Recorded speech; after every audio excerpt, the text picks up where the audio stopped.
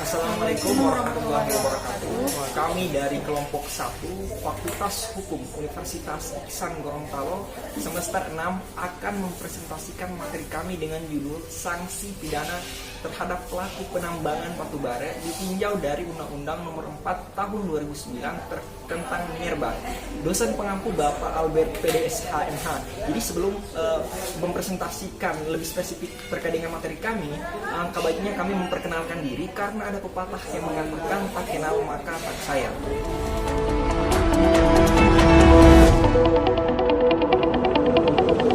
I wake up and wonder why, looking at you through the glass, the only thing like home I've ever known. Baik, terima kasih. Perkenalkan, nama saya Odin Prahardi. Tempat tanggal lahir Gorontalo 24 Februari tahun 2000, NIM H118061. Terima kasih. Baik, perkenalkan nama saya Andi Nuraziza Zamzami. Tempat tanggal lahir Bone 6 Februari 2000. NIM H1118065. Baik, terima kasih. Saya akan menjelaskan mengenai sanksi pidana terhadap pelaku penambangan yang tanpa izin yang ditinjau dari Undang-Undang Nomor 4 Tahun 2009. Jadi sebelum lebih jauh menjelaskan mengenai sanksi pidana terhadap pelaku penambangan batubara, jadi saya antarkan dulu apa yang dimaksud dengan minerba, mineral batu dan batubara. Nah, di dalam konstitusi kita, tepatnya pada Undang-Undang Dasar 1945, pasal 33 ayat 3 secara tegas menegaskan bahwa bumi, air, dan kekayaan alam yang terkandung di dalamnya dikuasai oleh negara dan diperuntukkan untuk kemakmuran rakyat. Jadi esensi dari pasal 33 Undang-Undang Dasar 1945 jadi menjelaskan bahwa kedaulatan mutlak dikuasai terkait dengan sumber daya alam yang ada di Indonesia dikuasai oleh negara yang tentunya tujuannya untuk kemakmuran rakyat Indonesia. Ada juga pengertian terkait dengan mineral dan batubara menurut pasal 1 angka 1 Undang-Undang Nomor 4 Tahun 2009 yang menjelaskan bahwa pertambangan mineral dan batubara adalah sebagian atau keseluruhan tahapan kegiatan di dalam rangka penelitian, pengelolaan, dan pengusahaan mineral atau batubara yang tentunya meliputi penyelidikan umum, penambangan, pengelolaan dan pemurnian, pengangkutan dan penjualan serta kegiatan pasca tambang.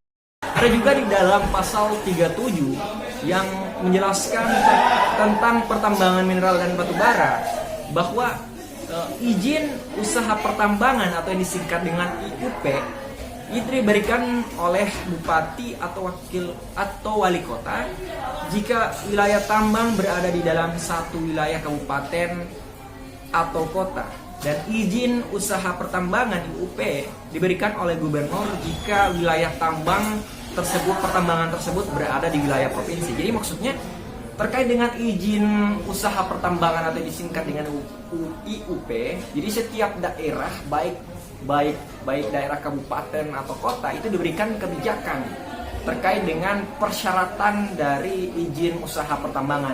Ada juga di dalam peraturan pemerintah yang menjelaskan terkait dengan pelaksanaan kegiatan pertambangan yang mengatur persyaratan antara lain. Yang pertama harus ada surat permohonan. Yang kedua kartu tanda penduduk. Yang ketiga NPWP, nomor wajib pokok pajak, dan yang keempat surat keterangan domisili. Nah, sekarang kita masuk ke sanksi pidana. Banyak para ahli yang menjelaskan terkait dengan teori-teori dari pidana itu sendiri. Jadi pada umumnya sanksi pidana itu adalah penjatuhan suatu hukuman oleh hakim berdasarkan persidangan di pengadilan terhadap seseorang yang melakukan tindak pidana. Ada juga asas dari hukum pidana yang bernama asas legalitas, yang dikenal dengan istilah nullum delictum nulla poena sine pravia lege punale. Artinya seseorang tidak dapat dipidana kecuali ditetapkan di dalam peraturan perundang-undangan pidana. Nah, apa saja yang menjadi sanksi terhadap pelaku penambangan yang ditinjau dari Undang-Undang Nomor 4 Tahun 2009.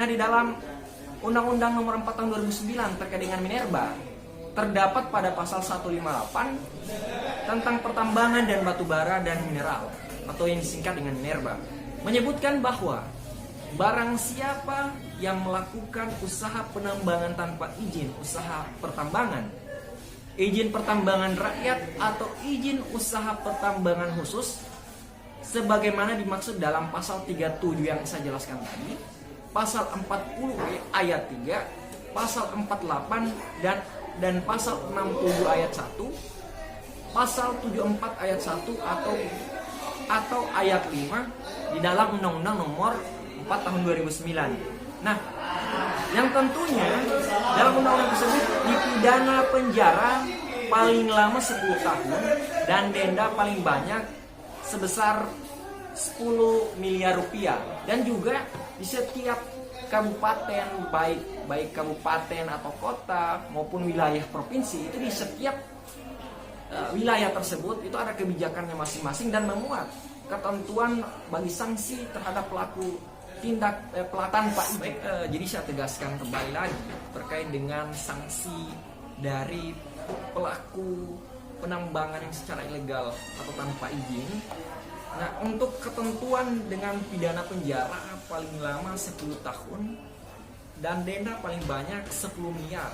Dan juga di setiap daerah, kabupaten maupun kota dan maupun wilayah provinsi, di setiap wilayah tersebut mempunyai kebijakannya masing-masing yang memuat terkait dengan unsur dari setiap pasal tindak pidana terhadap pelaku penambangan yang tanpa izin atau secara ilegal. Nah, yang berikutnya adalah bagaimana penerapan sanksi pidana yang sudah saya jelaskan tadi berdasarkan ketentuan pasal 158, 39 dan seterusnya. Ada penerapan sanksi pidana yang juga bisa dikenakan pidana tambahan berupa: pertama, digunakan dalam penambangan harus disita oleh berwenang karena melakukan suatu perbuatan tindak pidana. Yang kedua, pengambilan keuntungan yang didapat dari hasil kejahatan. Sekian dan terima kasih. Baik, di sini saya akan melanjutkan materi yang berjudul pertanggungjawaban pidana terhadap pelaku penambangan batubara tanpa izin.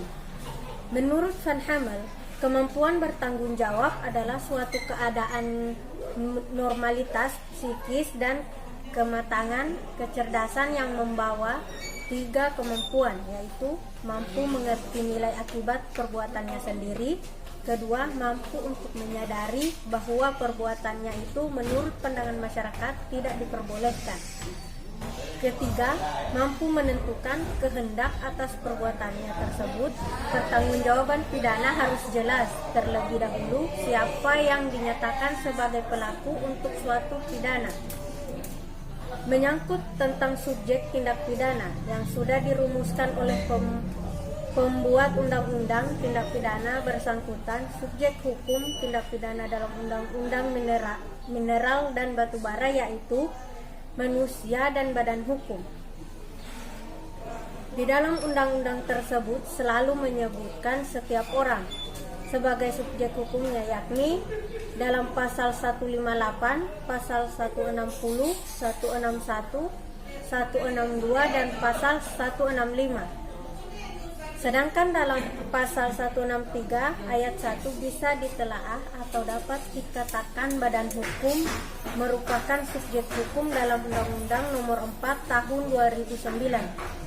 tentang pertambangan mineral dan batu bara yang dapat dipertanggungjawabkan. Menurut Ruslan Saleh, orang yang melakukan perbuatan pidana akan dipidana apabila dia mempunyai kesalahan.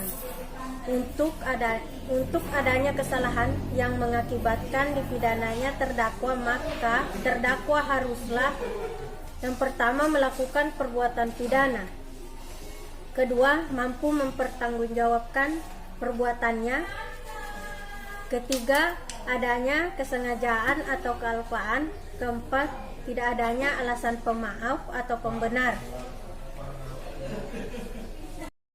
Pertanggungjawaban pidana diterapkan dengan pemidanaan yang bertujuan untuk mencegah dilakukannya tindak pidana dengan menegakkan norma hukum demi pengayoman masyarakat, menyelesaikan konflik yang ditimbulkan tindak pidana pemulihan, keseimbangan, mendatangkan rasa damai dalam masyarakat, memasyarakatkan terpidana dengan mengadakan pembinaan sehingga menjadi orang baik, dan menjelaskan rasa bersalah terhadap terpidana.